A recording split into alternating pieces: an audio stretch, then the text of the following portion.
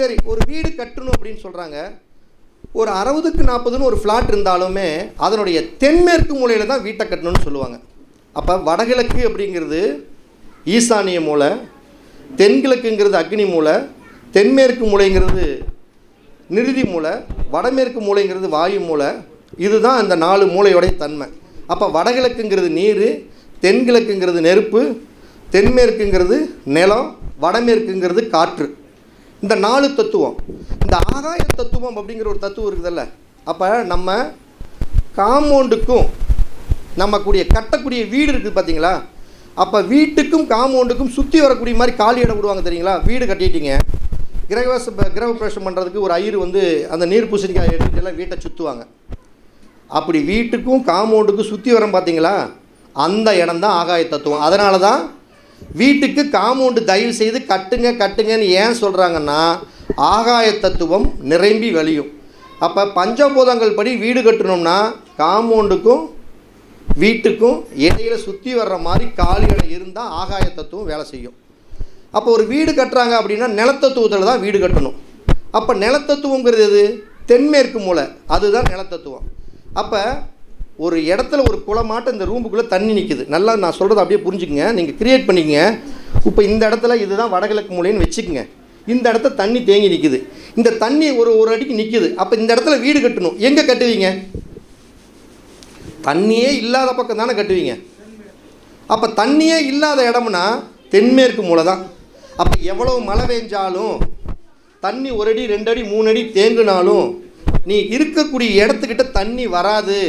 அப்படிங்கிற ஒரே காரணத்தினால தான் இயற்கையிலேயே இந்த பூமி தென்மேற்கு மூலை உயரமாக இருக்கிறனால தான் நீங்கள் வீடு கட்டும் பொழுது எக்காரணத்தை கொண்டும் தென்மேற்கு மூலையில் வீட்டை கட்டுங்க, மற்ற மூலையில் கட்டாதீங்கன்னு சொல்கிறதுக்கு காரணம், இந்த பூமி ஒட்டுமொத்தமாக தென்மேற்கு மூலை உயரமாக இருக்குது.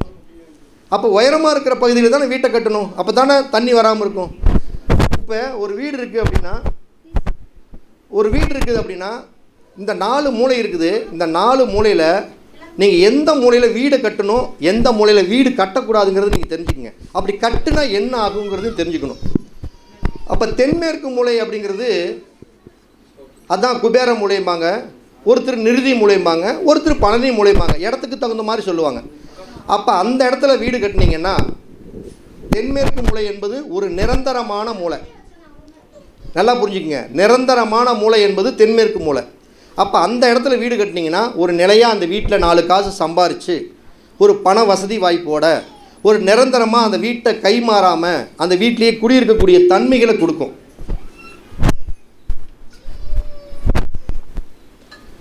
இந்த தென்மேற்கு மூலையில் இல்லாமல் வாயு மூலையில் வீட்டை கட்டினாங்கன்னு வச்சுங்க, ஒரு நல்லா புரிஞ்சுக்கங்க. இப்போ இந்த ஃப்ளாட்டை மட்டும் நீங்கள் நோட் பண்ணிக்கங்க. இது தென்மேற்கு மூலைன்னு வச்சுக்கோங்க, இது வாயு மூலைன்னு வச்சுக்கோங்க, இது ஈசானிய மூலைன்னு வச்சுக்கோங்க, இது அக்னி மூலைன்னு வச்சுக்கோங்க. இந்த தென்மேற்கு மூலையை விட்டுட்டு இந்த வாயு மூலையில் வீட்டை கட்டினாங்கன்னா அவன் எப்பேற்பட்டவனாக இருந்தாலும் சரி வீட்டை கட்டிட்டு அந்த வீட்டில் குடியிருக்க மாட்டான், வேறு வீட்டுக்கு வாடகைக்கு போயிடுவான். இல்லைன்னா அந்த வீட்டில் பிரச்சனையாக இருக்கும், இல்லைன்னா வீட்டை விற்றுப்பிடுவாங்க. ஒருத்தர் 4 மூலைகளில் தென்மேற்கு மூலையில் வீட்டை கட்டினா நிரந்தரமாக வாழலாம். வாயு மூலையில் வீட்டை கட்டினா வீட்டை விற்றுட்டு போகணும், இல்லைன்னா வீடு வாடகைக்கு விற்றுட்டு போயிடுவாங்க. அக்னி மூலையில் கட்டிட்டாங்கன்னு வச்சுக்கோங்க, அப்போ தெற்கு மேற்கு காலி இடமா இருக்கும். அக்னி மூலையில் வீட்டை கட்டிட்டா கடன்காரன் ஆயிடுவாங்க, வீட்டில் நோய் வந்துடும், பிரச்சனை வரும். இப்போ நான் உங்கள்கிட்ட ஒரு கேள்வியில் கேட்குறேன், யாருக்கு பிரச்சனை வரும்னு கேட்குறேன். இப்போ தென்கிழக்கில் ஒரு வீட்டை கட்டிட்டாங்க, நம்ம ஜாலியாக பேசலாம், நீங்களே அழகாக பலன்னு சொல்லலாம். தென்கிழக்கில் ஒரு வீட்டை கட்டிட்டாங்க, நோய் வரும்ன்ட்டேன், யாருக்கு வரும்? அந்த மூலையில் என்ன கிரகங்கள் இருக்குதோ அவங்களுக்கு தான் வரும். அந்த வீட்டில் இருக்கக்கூடிய கிரகம் யார்? சந்திரன்னா யார்? முதல்ல பெண்கள். கல்யாணத்துக்கு முன்னாடி தன்னுடைய தாய், கல்யாணம் ஆனதுக்கப்புறம் மனைவி. ஒன்று தாய்க்கோ மனைவிக்கோ நோய் தொந்தரவு வரும், இவ்வளோ தான் லாஜிக். லேடிஸுக்கு அதிகபட்சம் என்னப்பா நோய் வரும்? மீறி போனால் கர்ப்பப்பை, கல்லீர், வயிறு சார்ந்த பிரச்சனை, இந்த மாதிரி இந்த கோளாறு தான் மெயின் கோளாறு. அழகாக சொல்லிட்டு போகலாம். தென்கிழக்கு மூலையில் ஒருத்தர் வீட்டை கட்டிட்டான், கர்ப்பப்பை கோளாறு, அடுத்தது வயிறு சார்ந்த குடல் சார்ந்த விஷயங்களினால பாதிப்புகள் வரும். இதுதான் லாஜிக்கு. இப்போ வடமேற்கு மூலையில் ஒரு வீட்டை கட்டிட்டாங்க, என்ன பிரச்சனை வரும் சொல்லுங்கள். வடமேற்கு மூலையில் இருக்கக்கூடிய நவகிரகம் யார்? கேது. கேதுன்னா என்ன? கேதுன்னா சுருக்கிறது, கேதுன்னா சிக்கல். முதல்ல கேதுனாவே சிக்கல், சிலந்தி வளம் மாதிரி. கேதுன்னா தான் நம்ம என்ன சொல்கிறோம், சிவில் கேஸு, கோர்ட்டு கேஸு அப்படிங்கிறோம்ல, சிவில் கேஸுன்னு. அப்போ அதாவது வடமேற்கு மூலை பாதிக்கப்பட்டாவே கோர்ட்டு கேஸு, வம்புக்கு போகிறது, ஜெயிலுக்கு போகிறது, இது எல்லாமே கேது தான். அப்போ வடமேற்கு மூலை பாதிக்கப்பட்டால் இப்படி கொடுக்கும். இப்போ வடகிழக்கு மூலை பாதிக்கப்பட்டுருச்சு, என்ன பிரச்சனை வரும்? அவ்வளோதாங்க மேட்ரு. ஒரு மேட்ரு இல்லைங்க, சப்ப மேட்ரு இது. வடகிழக்கு மூலை பாதிக்கப்பட்டால் புதனுடைய காரகத்தை தப்பாக சொல்லுங்கன்னு நான் சொல்கிறேன். ஒரு விஷயம் தெரிஞ்சுக்கங்க. ஒரு விஷயத்தை நீங்கள் பார்க்கும் பொழுது ஒரு பாவம் அந்த இடம் கெட்டு போச்சுன்னா அந்த கிரகத்துக்குண்டான உறவு முறைகள், கிரகத்துக்குண்டான ஆரோக்கியம், கிரகத்துக்குண்டான பொதுஜன தொடர்பு தப்பாக சொல்லுங்களேன். தப்பானா எப்படி? இப்போ வடகிழக்கு மூலை உறவு முறைகளில் யார்? மாமன் வழி உறவு. வடகிழக்கு மூலையில் ஒரு வீட்டை கட்டிட்டாங்க, ஒரு தப்பான ஒரு விஷயம் இருக்குதுன்னா உங்களுக்கு இந்த மாமன் மச்சனை இந்த மாதிரி கேளிக்கைக்காரங்க சார்ந்த விஷயத்தில் ஏகப்பட்ட பிரச்சனை வரும்பா, பார்த்து நடந்துக்க. இதில் என்ன வழி? கஷ்டமா?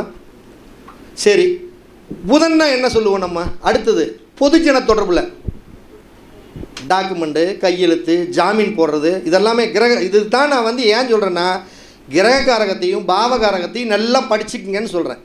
அப்போ புதன் யார்? ஜாமீன் போடுறது, கையெழுத்து போடுறது, இந்த மாதிரி விஷயத்தில் இந்த ஜாதகர் போய் பிரச்சனையை அனுபவிப்பார். அது எப்போ அனுபவிப்பார்? உன்னுடைய ஜாதகத்தில் புதன் திசையோ புதன் புத்தியோ இது மாதிரி புதன் 8-12ஆம் பாவத்தை தொடர்பு கொண்டோ அல்லது புதன் 8-12ஆம் பாவத்தை இயக்கக்கூடியனா வரும்பொழுது நிச்சயம் தொடர்புகள் நீங்கள் 1, 3, 5, 7, 9, 10, 11 இங்கே கணக்கே போடக்கூடாது. இதெல்லாம் வேலை செஞ்சே தீரும். ஏன்னா இதுக்கு எல்லாம் ஒரு லிங்க் இருந்துகிட்டே இருக்கும். அதே மாதிரி புதன் உடலில் எந்த உறுப்பு?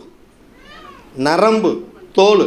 அப்போ நரம்பு சார்ந்த வாதம் வியாதி, நரம்பில் ரத்தம் போடாமல் கைகால் மறுத்து போகிறது, வாதம் வர்றது, இந்த மாதிரி பிரச்சனைகள் கொடுக்கும். அப்போ நீங்கள் ஜோதிடன் சொல்லும் பொழுது, வாஸ்து சொல்லும் பொழுது என்னடா பலன் சொல்கிறதுக்குன்னு பயப்படவே தேவையில்லை. அந்த கிரகத்தினுடைய உறவு முறைகள் ஒன்று, பொதுஜன தொடர்பு பப்ளிக்காக பேசக்கூடியது ஒன்று, அந்த உறவுகளை ஒன்று, இந்த மூணையுமே நீங்கள் தெரிஞ்சு வச்சுக்கிட்டிங்கன்னா அழகாக பலன் சொல்லிட்டு போயிட்டே இருக்கலாம். இப்போ ஒரு கிணறு வைக்கிறதுக்கு ஏன் இந்த இடத்த வைக்கணும்னு நான் சொன்னேன் தெரியுங்களா?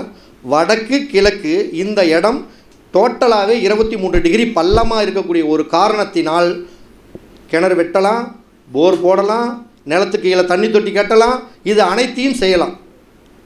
இந்த இடத்துல சுத்தமான இடம், வடகிழக்குங்கிறது ஒரு புனிதமான இடம். அப்போ புனிதம் இல்லாத செயல்களை இந்த இடத்தில் அமைக்கக்கூடாது. அப்போ புனிதம் இல்லாத செயல்கள் அப்படின்னா என்னென்ன? ஒரு நல்ல தாம்பத்தியம், ஒரு கணவன் மனைவி தாம்பத்தியங்கிறது அந்த இல்வாழ்க்கையிலேயே அது அசைவம் சம்பந்தப்பட்ட விஷயம். அப்போ அந்த ஈசானிய மூலையில் இருக்கக்கூடிய படுக்கையறையில் தாம்பத்தியம் சம்பந்தப்பட்ட உறவுகளுக்கு தகுந்த ரூம் வைக்கக்கூடாது. அசுத்தமாக இருக்கக்கூடாதுன்னு சொன்னால், அசுத்தம்னா என்ன? ஒரு லெட்டின் குழி, ஒரு லெட்டின் ரூம்பு, ஒரு பாத்ரூம்பு, இந்த விஷயங்களை நம்ம வைக்காமல் இருந்துட்டாவே தெரிஞ்சு போச்சு. அடுத்தது புதன்னா உறவுகள். புதன்னா யார்? குழந்தை. புதன்னா தானே குழந்தை. அப்போ ஒரு குழந்தைகள் மேலே போய் இந்த பாப்பாவை, சின்ன பாப்பாவை கூப்பிட்டு ஒரு 55 கிலோ வெயிட் வச்சா எப்படி இருக்கும்? தாங்குமா? தாங்காது. அப்போ வெயிட்டை ஏன் ஈசானிய மூலையில் வடக்கு கிழக்கில் வைக்கக்கூடாதுன்னா அதுவே ஒரு குழந்தை. அந்த குழந்தை மேலே தலையில் கொண்டு வெயிட்டை வச்சிங்கன்னா அந்த பாரம் தாங்காது. அப்போ வடக்கு கிழக்கு வடகிழக்கு மூலையில் எக்காரணத்து கொண்டும் வெயிட்டான பொருள்களை வைக்கக்கூடாது சொல்கிறதுக்கு காரணம் இதுதான். வடக்கு கிழக்கு அதிக காலி இடமா இருக்கணும். நல்லா புரிஞ்சுக்குங்க. ஈசானியம் அது நேர் தென்மேற்கு மூலை. இவங்க 2 பேர்த்துக்கு ஒரு லிங்க் இருக்குது. நல்லா புரிஞ்சுக்குங்க. ஈசானிய மூலைக்கும் தென்மேற்கு மூலைக்கும் ஒரு லிங்க் இருக்குது. என்ன லிங்க்னா, இங்கே எல்லாமே என்னென்ன செய்கிறோமோ அதெல்லாம் அங்கே செய்யக்கூடாதுங்க.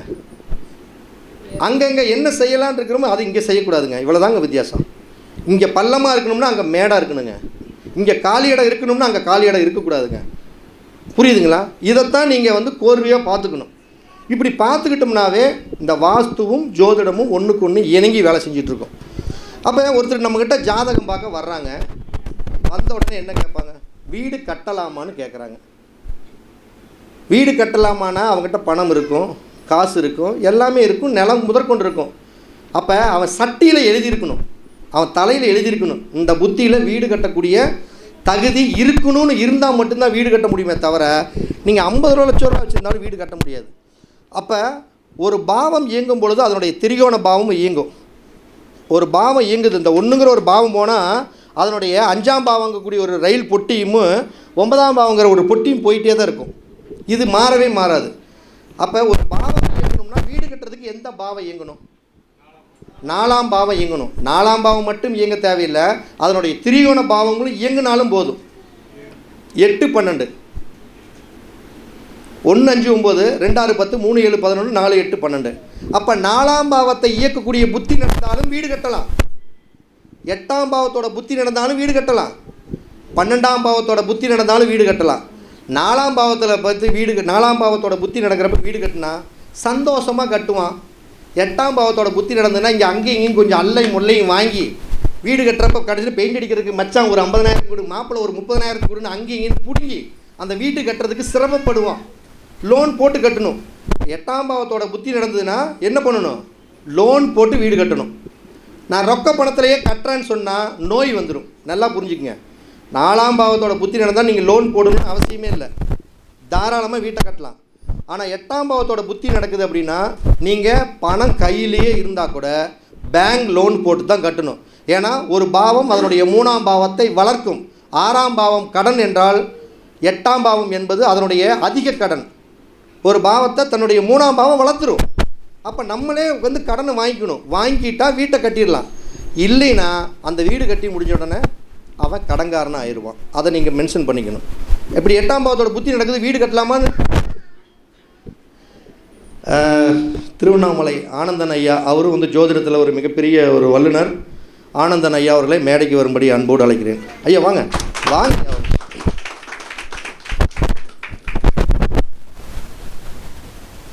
பேசலாமா? முடிச்சுட்டு இல்லை முடிக்கலான்னு சொல்கிற சொல்ல முடிச்சுக்கிறேன். ஓகே ஓகே இல்லை போட்டுக்கலாம், முடிச்சுட்டு போட்டுக்கலாம். அப்போ இந்த 8ஆம் பாவத்தோட புத்தி நடக்கும்பொழுது வீடு கட்டலான்னா தாராளமாக கட்டுங்க. கடனை வாங்கி கட்ட சொல்லுங்கள். நீங்கள் ரொக்கமாக போட்டு கட்டணும் தயவு செய்து. அவங்க என்கிட்ட நான் ஏங்க கடன் வாங்கினேன், கடன் வாங்கியே எனக்கு பழக்கம் இல்லை, நல்லா வந்து 60 லட்ச ரூபா பேங்க்கில் அக்கௌண்ட் இருக்குது, என் பையன் மாதம் கடன் 4 லட்சம் அனுப்பிச்சிட்டே இருக்கிறான், பணம் பீரோவை திறந்தா 4 கத்தை கீழே விழுகுதுமே. ஒருத்தன் சொன்னால் வந்து ஜோதிது ஒரு நபர் சொன்னார், என்னங்க எல்லாமே பணப்பிரச்சனைங்கிறாங்க, நாங்கள்லாம் வீட்டில் பீரோவை திறந்தா 2 கத்தை 500 ரூபா கத்தை தொப்புன்னு கீழே விழுதுக்கிறியா, இது எப்படி இருந்ததுன்னு எனக்கு கேட்குறப்ப 2 திமிங்களை பஸ்ஸில் ஏறினோன்னே 2 திமிங்களை வந்து எங்கள் வீட்டில் கிணத்துல விழுந்துச்சு. அது குட்டி போட்டு அது வாய் அப்படி கக்குனா நிறைய திமிங்களை வந்து விழுகுது. அந்த திமிங்களை விற்று பெரிய பணக்காரன் ஆகிட்டான்னு பஸ்ஸில் பேசிக்கிட்டு போகிறப்ப இன்னொருத்தன் வந்து காதில் எனக்கு ரத்தமே வந்துருச்சு பாரு அப்படிமா பாரு. அது மாதிரி அவன் சொன்ன உடனே எனக்கு காதில் மூக்கில் எல்லா பக்கமே ரத்தம் வர ஆரம்பிச்சிருச்சு. பீரோவை திறந்தானா 2 கத்தை கீழே விழுகுதான். நம்மகிட்டயே சொல்கிறான். சரி அவனோட ஆசை, அவன் சொல்கிறான், சந்தோஷப்படுறான். இதை கேட்குறப்ப அவனும் சந்தோஷப்படுறான், நம்மளும் சந்தோஷப்பட்டு போவோமே. அப்போ 8ஆம் பாவம் புத்தி நடக்கிற பொழுது நீங்கள் தயவுசெய்து என்ன சொல்லணும்னா, இயக்கக்கூடிய புத்தியாக இருந்தாலும் சரி, தொடர்பு கொள்ளக்கூடிய புத்தியாக இருந்தாலும் கடன் வாங்கி கட்டுங்கன்னு சொல்லணும். இந்த 12ஆம் பாவத்தோடைய விஷயம் வீடு கட்டலாம், அது கடன் வாங்கியும் கட்டலாம், ரொக்க பணத்துலையும் கட்டிக்கலாம். அப்போ இந்த 4 8 12ஆம் பாவங்களை இயக்கக்கூடிய புத்தி வரும்பொழுது மட்டும்தான் வீடு கட்ட முடியுமே தவிர வேறு எந்த புத்தியிலையும் கட்ட முடியாது. இன்னொரு புத்தியில் கட்டலாம்.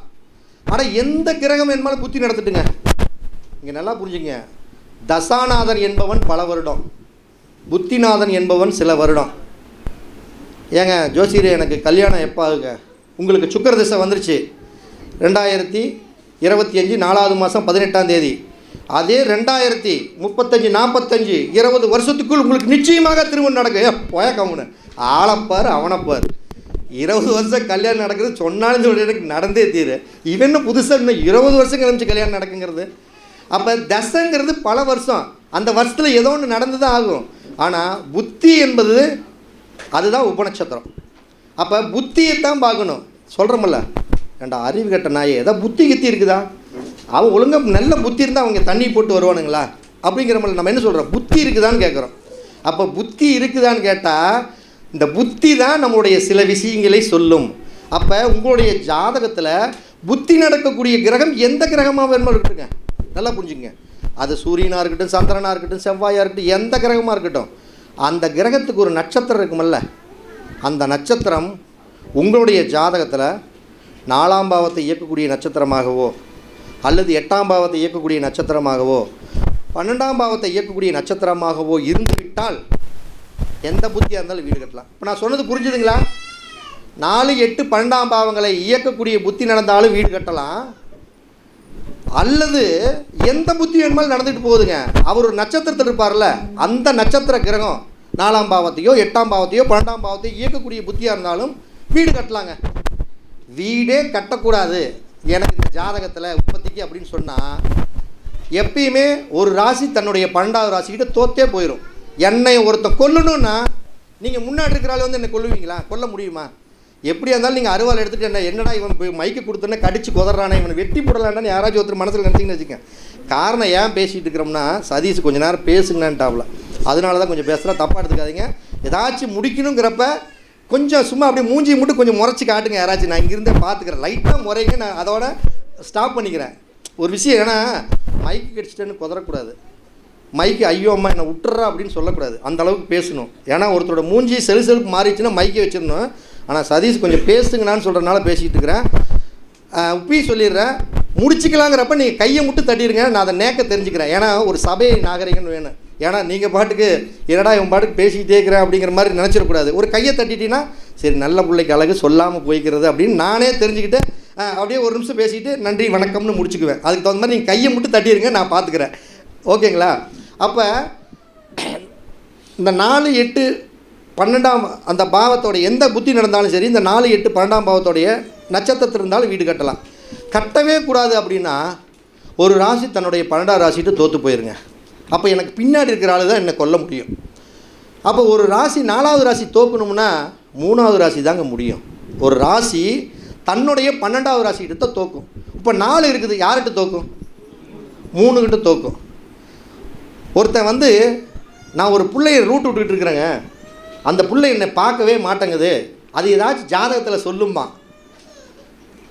5ங்கிறது காதல்.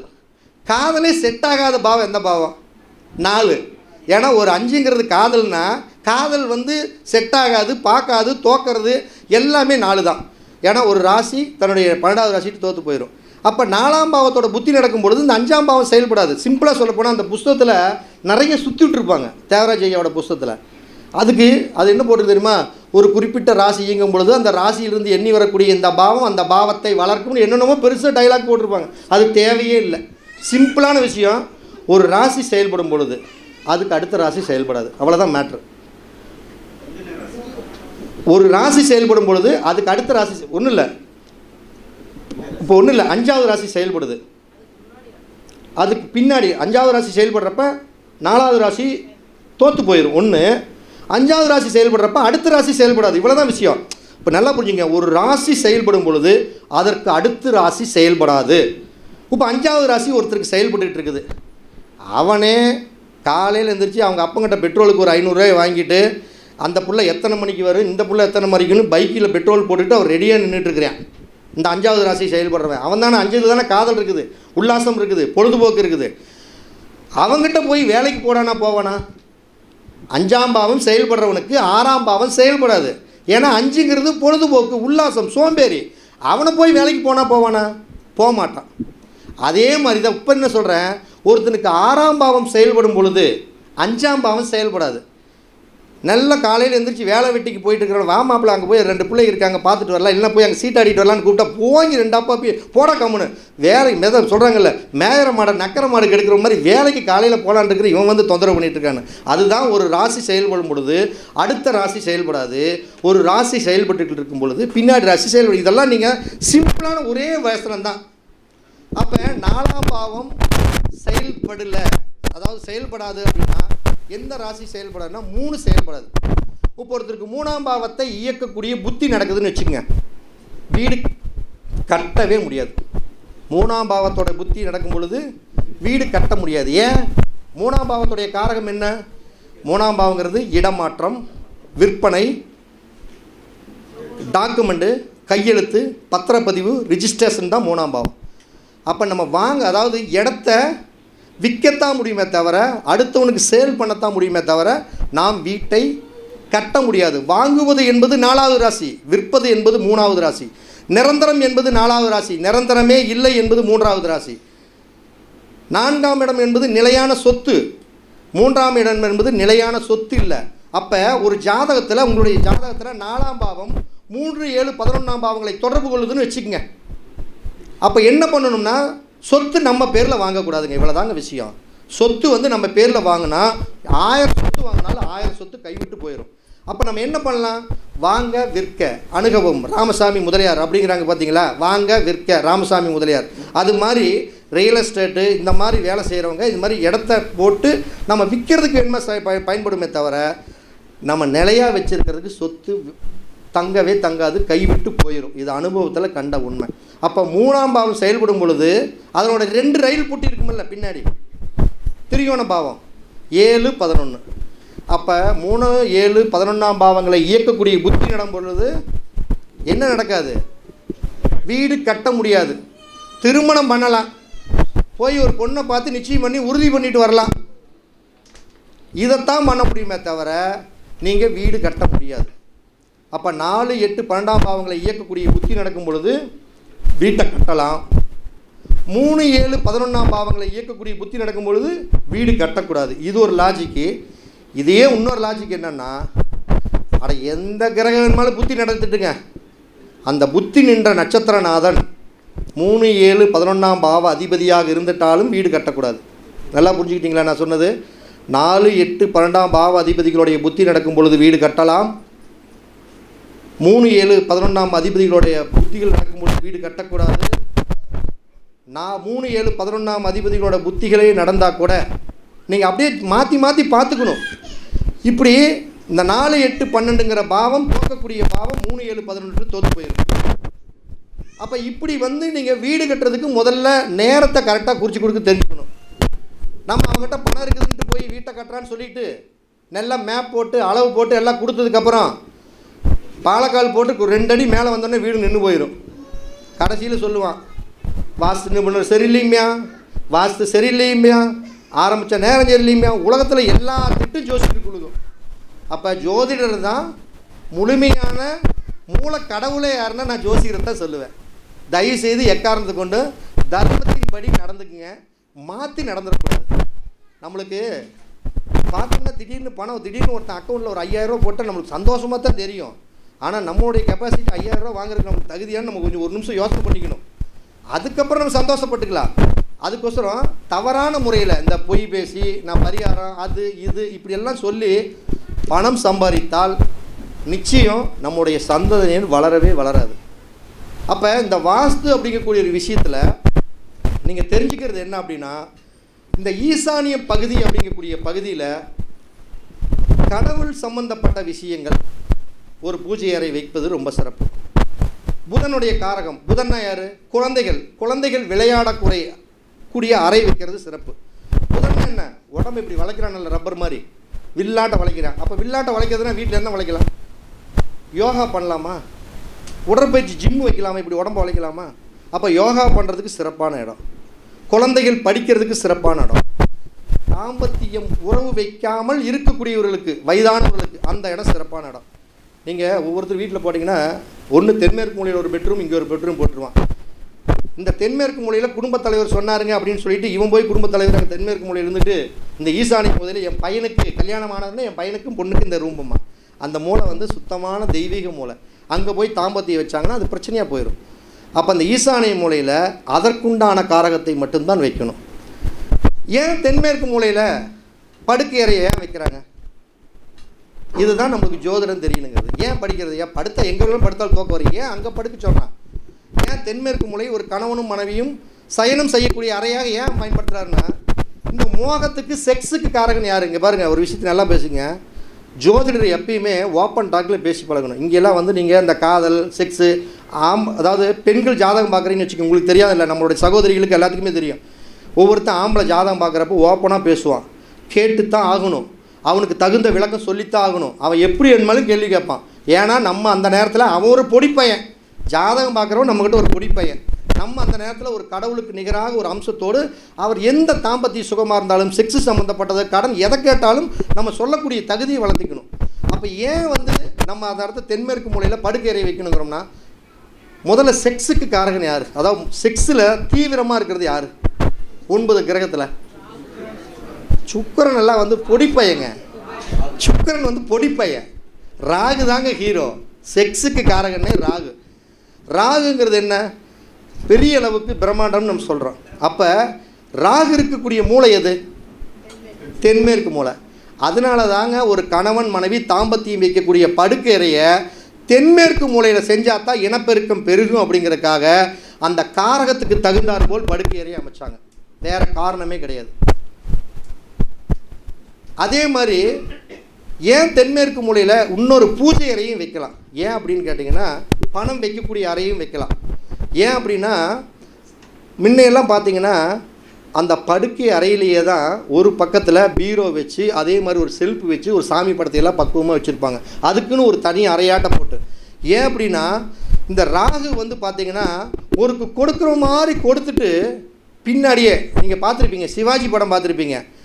எப்படி இன்றைக்கி நைட்டு கச்சேரி நம்ம வீட்டில் தான், பாதி பணத்தை நம்மக்கிட்ட தள்ளி விட்டுறியா, இல்லை காலையில் நேராக ரைடாக விட்டேன்னு சொன்னேன்னே கிட்டத்தட்ட ஒரு 50 கோடி 60 கோடி நைட்டு அனுப்பிச்சி விட்டேன்னே காலையில் மீண்டும் அந்த மிச்சம் இருக்கிற கோடி பிடுக்கிறதுக்கு போய் டக்குன்னு ஒரு ஆளை விட்டு இன்கம் டேக்ஸை விட்டு தூக்கிட்டு வர்றாருல, அது மாதிரி ராகு.